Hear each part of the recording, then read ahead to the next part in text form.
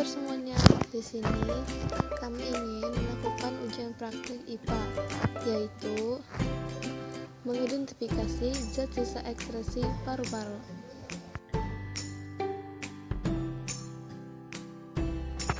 A. Menghembuskan nafas pada cermin. Saat menghembuskan nafas pada cermin akan mengakibatkan timbulnya embun pada permukaan cermin. Hal ini karena udara pernapasan yang kita keluarkan mengandung CO2 dan uap air. Uap air ketika mencapai cermin yang memiliki suhu lebih rendah akan mengembun pada permukaan cermin. B. Mengidentifikasi zat sisa ekskresi paru-paru. Bahan-bahannya adalah 1. 200 ml air, 2. 3 buah gelas, 3. Kapur bangunan, 4. Sendok, 5. Kain atau lap, 6. 1 buah sedotan, 7. 2 buah karet. Selamat nonton praktek kami ya. Udara hasil pernapasan. Langkah pertama, kita tuangkan 200 ml air ke dalam gelas.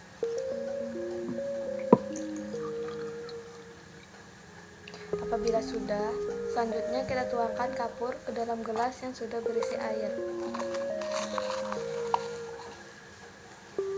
Tuang secukupnya ya. Apabila sudah, kita aduk.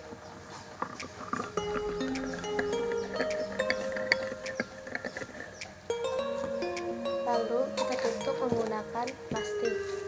Tujuannya, mengapa kita perlu menutup ini? Agar tidak terkontaminasi oleh udara-udara luar.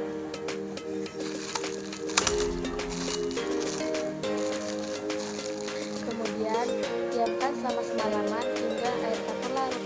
Ini adalah air kapur yang sudah mengendap selama semalaman. Bisa kita lihat kapurnya ada di dasar air. Dan yang di atas air kapur yang jernih. Nah, untuk dapat air kapur yang jernih, kita perlu menyaringnya lagi.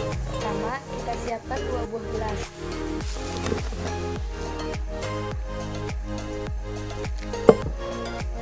Lalu, kain untuk menyaring air kapur. Caranya, taruh kain di atas gelas.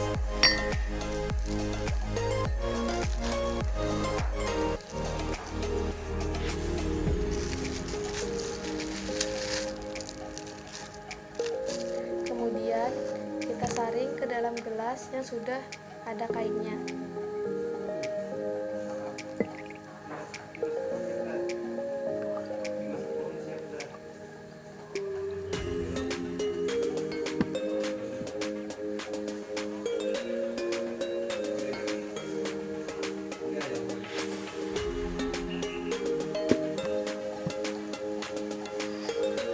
Bisa kita lihat jernih ya. Lalu kita bagi menjadi 2 airnya sama banyaknya.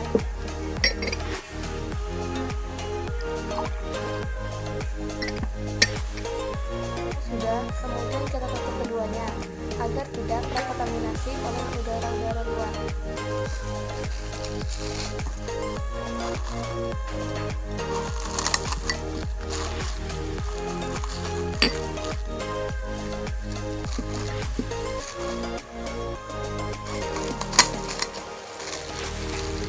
Setelah kita siapkan 2 buah gelas yang berisi air kapur yang sudah kita saring, kita juga membutuhkan 1 buah sedotan. 1 buah sedotan ini kita masukkan ke dalam salah satu gelas saja, sedangkan gelas yang ini tidak usah kita berikan sedotan. Sekarang kita masukkan ya sedotannya.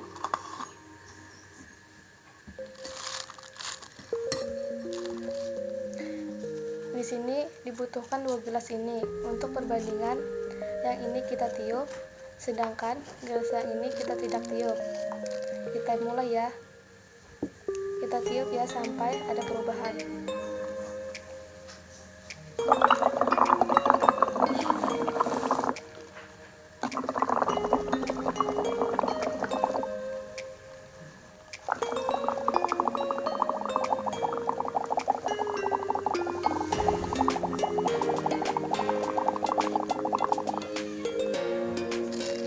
Kita lihat perbandingan dari air kapur yang kita tiup dengan air kapur yang kita tidak tiup.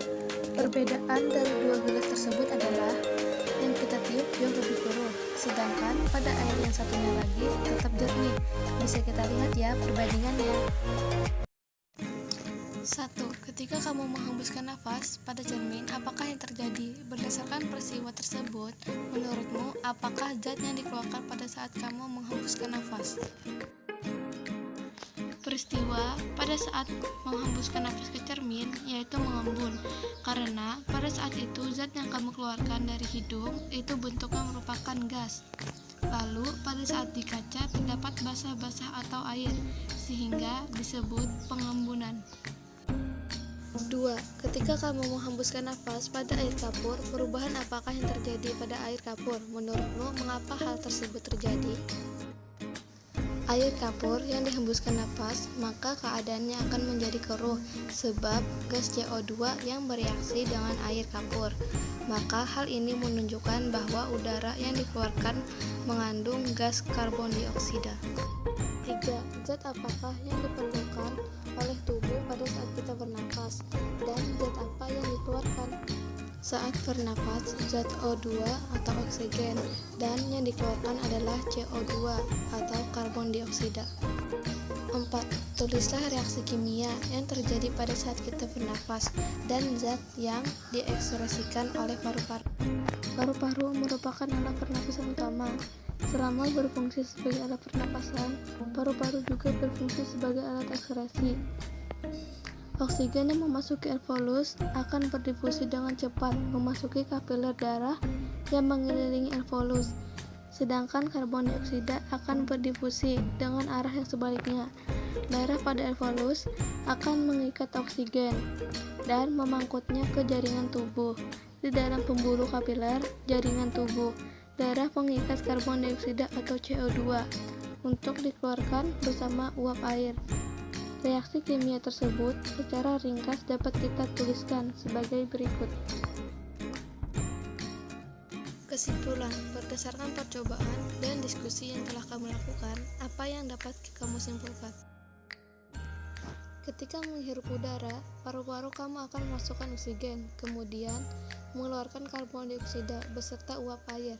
Udara yang masuk melalui hidung akan masuk menuju trakea, melalui tenggorokan, dan dari sana udara akan dipilah ke saluran-saluran udara atau bronkus dan memasuki paru-paru kamu. Sekian dari kami, salah khilaf mohon maaf. Wassalamualaikum warahmatullahi wabarakatuh. Jangan lupa like, comment, share, dan subscribe. Bye bye.